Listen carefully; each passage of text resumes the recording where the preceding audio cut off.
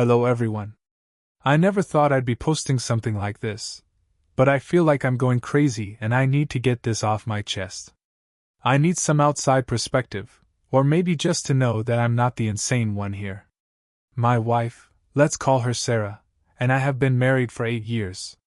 For the first 6, she was my best friend, kind, supportive, the woman I always dreamed of. We had our little inside jokes, and she'd always have a warm meal ready if I had a tough day at work. I thought we were a team. But about 2 years ago, things started to change so slowly I almost didn't notice.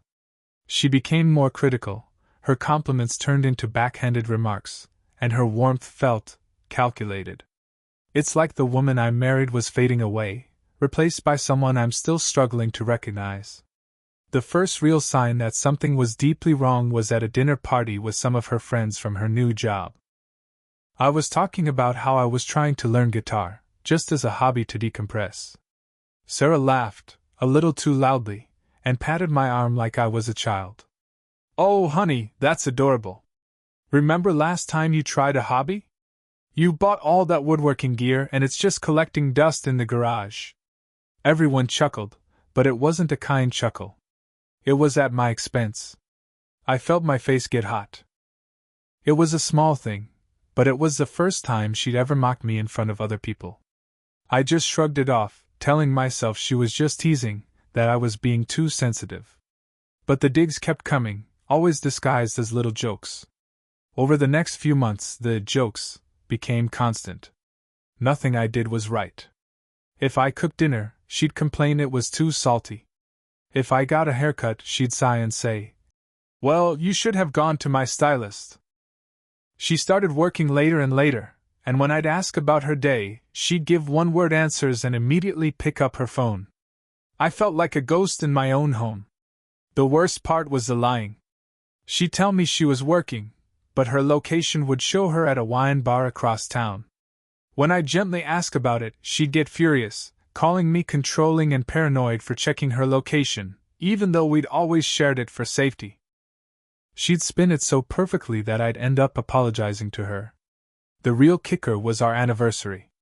I planned this whole fancy dinner at the place we had our first date. I was so excited, I even dug out the old tie she said she loved. She shows up an hour late, barely looks at me, and spends the entire dinner scrolling through her phone. When I finally got upset and asked if everything was okay, she put her phone down, gave me this look of pure contempt, and said, "I'm just bored." We do the same thing every year. It's predictable. Just like you. It felt like a physical blow. That was the moment the hope I'd been clinging to, that my old Sarah was still in there, just died. I decided I needed to know what was really going on. The late nights, the secretive texting, the sudden disinterest in me, it all pointed to one thing, but I needed proof. I'm not proud of it, but one morning before she woke up, I used her thumbprint to unlock her phone. My hands were shaking.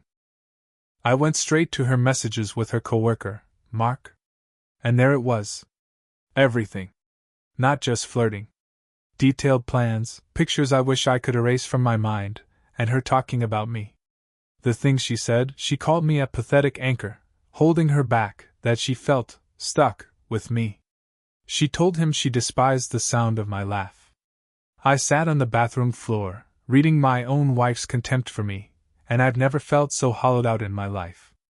I confronted her that night. I was calm, too calm. I just asked, "How long has it been going on with Mark?" The color drained from her face, but the anger came back fast. She didn't deny it.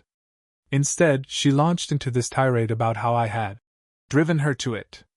She said I was boring, that I didn't challenge her anymore, that she needed more excitement than I could ever provide. There was no remorse. Just blame. She said she was tired of pretending to be happy with our mediocre little life. Every word was another twist of the knife. She wasn't the woman I married, she was a stranger who enjoyed hurting me. We lived in a Cold War after that. She moved into the guest room.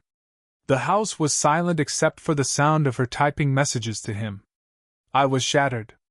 The anger was there, a hot coal in my chest, But mostly I was just profoundly sad. I mourned her. I mourned the future we planned. I'd look at photos from our wedding and couldn't reconcile that smiling woman with the cold, contemptuous person living under my roof. I felt like a fool for not seeing it sooner, for all the times I made excuses for her. The humiliation was a constant, sick feeling in my stomach. The public humiliation happened at her company's summer picnic. I went because she insisted, said it would look weird if I didn't. Big mistake. She was glued to Mark's side all afternoon, laughing a little too loud at his jokes, subtly excluding me from conversations. Then came the corny couples trivia game. The host asked us, "What was the song for your first dance?" Before I could even open my mouth, Sarah snorted and said into the microphone, "Oh, he probably doesn't remember. He was so nervous he nearly tripped over his own feet. It was a miracle we made it through the song." The crowd laughed. She was painting me as a bumbling fool to entertain her coworkers, and specifically him. I just stood there, smiling stiffly, dying inside. But that wasn't the worst of it. The host then asked, "What is your spouse's most endearing, quirky habit?" Sarah took the mic, gave a sly look to Mark, and said, "Oh, that's easy. He still sleeps with the childhood teddy bear he's had since he was 6. He thinks I don't know, but I've seen it tucked under his pillow." The crowd erupted in laughter. It was a complete lie. A vicious, humiliating lie designed to emasculate me completely in front of everyone, especially him. I felt the heat of 100 eyes on me. The shock was so intense it was like time stopped. I saw Mark smirking. I saw her proud, cruel smile. That was the moment the last thread of love I had for her snapped. The sadness was instantly incinerated by a cold, clear rage. I didn't say a word. I just turned and walked away from the laughter. I got in my car and drove. I screamed until my throat was raw. The anger was all-consuming, but it was a focused, sharp anger, not a wild one. I was done being her punching bag. Done being the pathetic joke she made me out to be. By the time I got home, my plan was already forming. It wasn't about winning her back. That ship had sailed. It was about making her understand the weight of the damage she had caused. It was about balance. My revenge wouldn't be loud or violent. It would be quiet, precise, and utterly devastating. I spent the next week playing the perfect, chastened husband. I apologized for being distant at the picnic. I told her I understood her frustration and that I wanted to work on things. She ate it up, her smugness practically radiating off her. All the while I was working. I gathered every piece of evidence, the text logs, the photos, the hotel receipts I found buried in her car. I compiled it all into a neat, undeniable digital folder. But I needed a bigger stage. I remembered her constantly talking about an upcoming big charity gala her company was sponsoring. It was the event of the season for her and her circle. She'd be there with Mark, pretending everything was fine. And so would I. The night of the gala arrived. Sarah looked stunning, and she barely glanced at me. She was there to see him. I wore my best suit and a calm smile. During the dinner, there were speeches. The CEO finished his remarks and asked if anyone else had anything to share. This was my moment. My heart was hammering against my ribs, but my hand was steady as I walked to the podium. I took the microphone. I saw Sarah's face shift from confusion to dawning horror. She knew. She knew I knew. I looked right at her, and I began to speak.